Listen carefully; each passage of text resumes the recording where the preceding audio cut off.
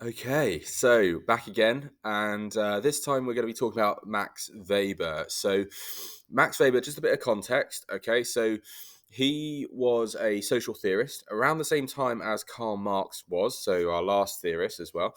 Um, so he was observing largely similar things to Marx, although he was ever so slightly later in terms of what he was looking at. But all the same, it's still a very old theory.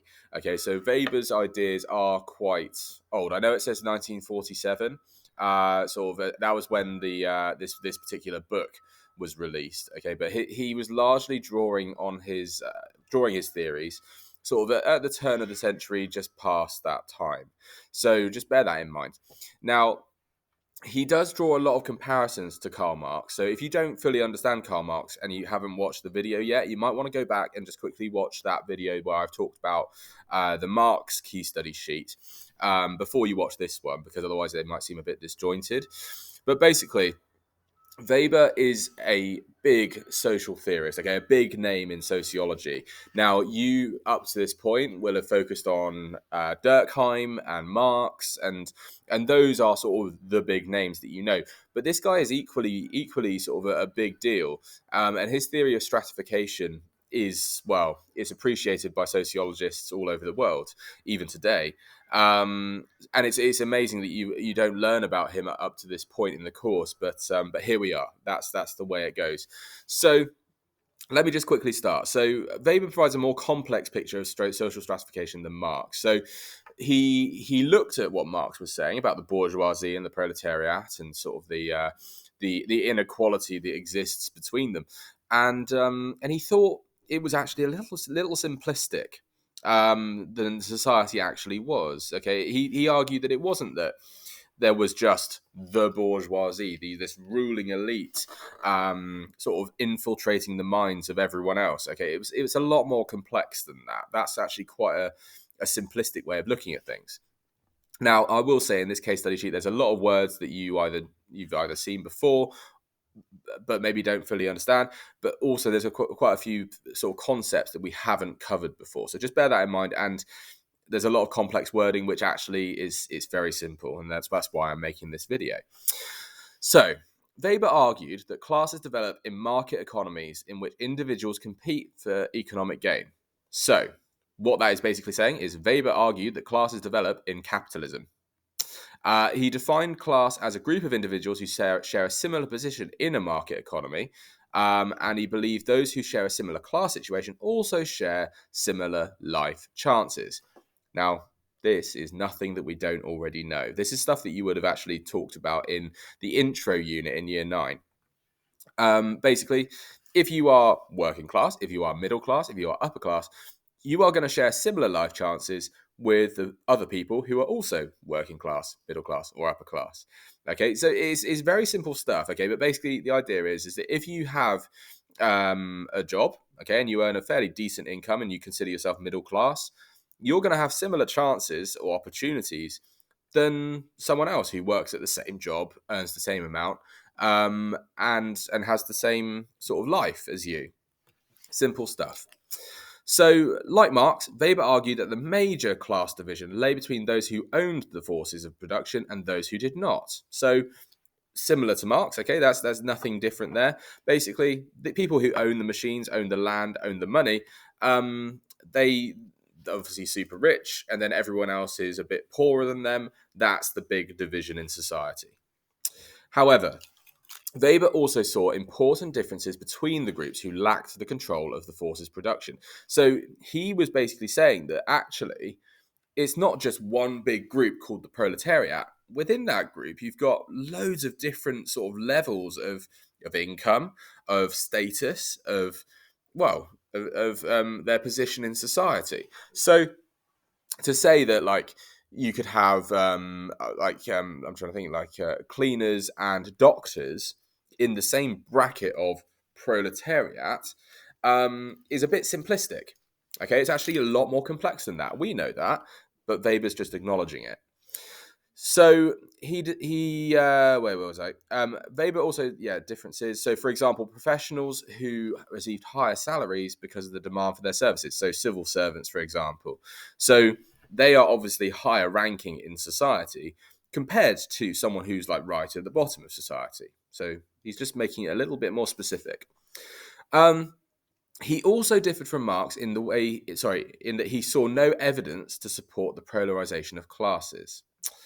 Okay, so just to remind you, polarization of classes is a Marxist idea that the rich are getting super rich, they're getting richer, and the poor, like the poor in society, are getting poorer and poorer. So they're sort of becoming further and further apart. But Weber didn't think that there was evidence to support that. He argued that the middle class expands rather than contracts as capitalism develops. So what he's saying is that the gap between the poor and the rich is not actually as a result of everyone becoming poor and the rich becoming super rich. Is actually the fact that everything that is in the middle is just getting bigger. So the poor are getting richer too, but they're just adding themselves to this group that sort of fills the middle ground, and the rich are just sort of staying rich. So they're not getting pushed apart because the rich are getting richer. They're getting pushed apart because people are basically becoming more middle class. He rejected the view that a proletarian revolution was inevitable and that political power derives only from economic power. Now, two things. So he talks about the fact that a proletarian revolution was like not necessarily going to happen. Now that does actually give Weber some credibility because it hasn't happened. Okay, so he might have been right about that. So Marx was absolutely determined the proletariat will rise up and we will eventually live in a communist society. Now that hasn't happened. And that's one of the biggest critiques of Marx. But Weber said, actually, I'm not entirely sure that is going to happen. And he was right because it hasn't happened. And the second point, political power derives only from economic power. That was, again, Marx who said that. So basically, if you have money, you can gain political power. Now, that is something that Weber disagrees with, and there's a good reason for that, and that's what we're going to get into now. So Weber distinguished between three different sources of power. Okay, so these are other ways that you can gain political power. So you can be charismatic. Okay, so a charismatic leader.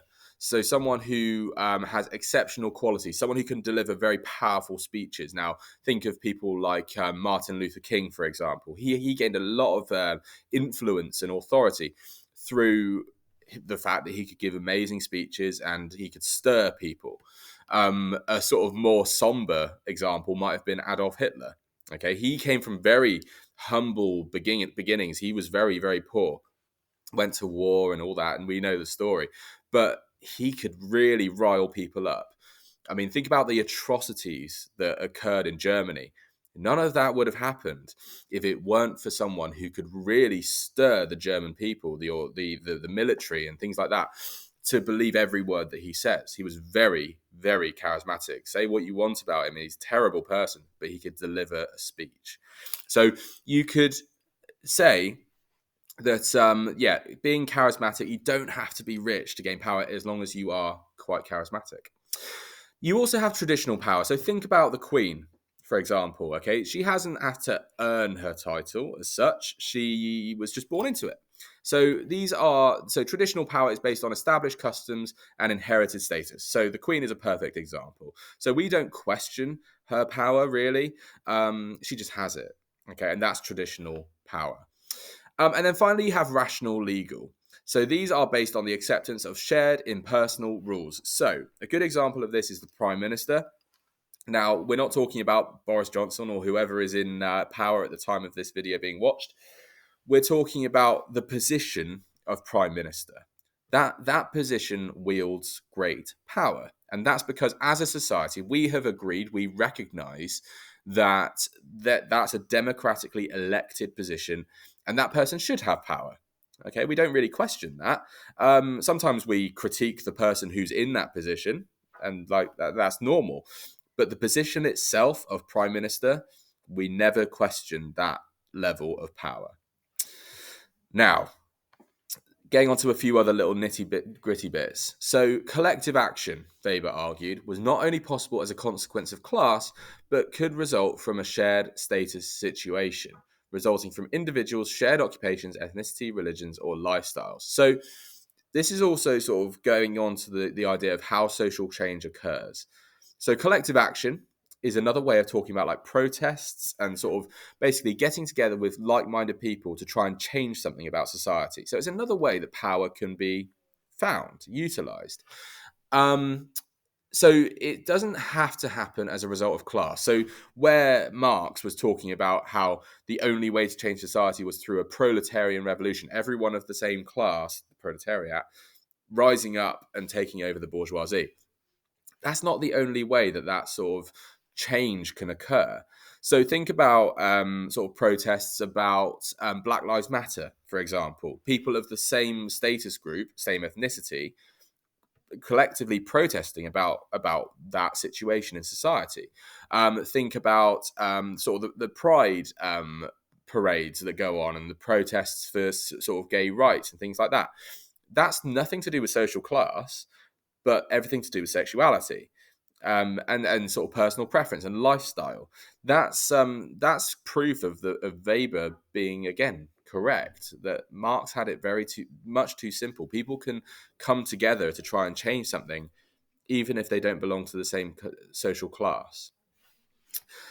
Weber also described the process of social closure, where some people may be excluded from membership of a status group. So he talked about the caste system, for example. So basically, in some situations, individuals, depending on like their ethnicity, their social class, or whatever, can be excluded from society, or at least a section of society. And he talked about social closure. Okay, less important, but it's sort of relating to this idea of collective action and who can have power and who can't have power. So, when groups are specifically concerned with the gaining of political or social power, Weber defined them as parties. So, it's like political parties. He used this term to include groups who could be defined as pressure or interest groups, as well as political parties. He did not see the relationship between political groups and class and status as simple and clear cut. Party membership, he believed, could cut across and divide classes and status groups. Now, that's a fairly complicated way of Weber saying, well, if you're middle class, it doesn't mean you have to vote Conservative. If you're working class, it doesn't mean you have to vote Labour. It's a lot more complex than that, and there's personal preference. Whereas Marx would say something as simple as, well, the proletariat would vote for the Labour Party because it's pro rights and so like workers' rights and things like that. Whereas the bourgeoisie will vote Conservative because that's the party that has their interests in mind. It's not that simple. Okay, there are people who vote Conservative despite being working class. There are people who vote Labour despite being upper or middle class. It's not as simple as that. Okay, and that's basically it. Okay, it really is as simple as that. So I'm not going to go through these, but you've got some strengths and limitations on here. They're fairly straightforward. So when you evaluate the theory, again, please don't say it's outdated. We don't like that. One of these or two of these would be great. Okay, and I promise they are fairly straightforward. But that's Weber for you. Basically, building on Marx, it's like Marx 2.0. In a bit more of a complex way, but actually it just makes a bit more sense. Okay, it's not quite as outlandish as Marx can be.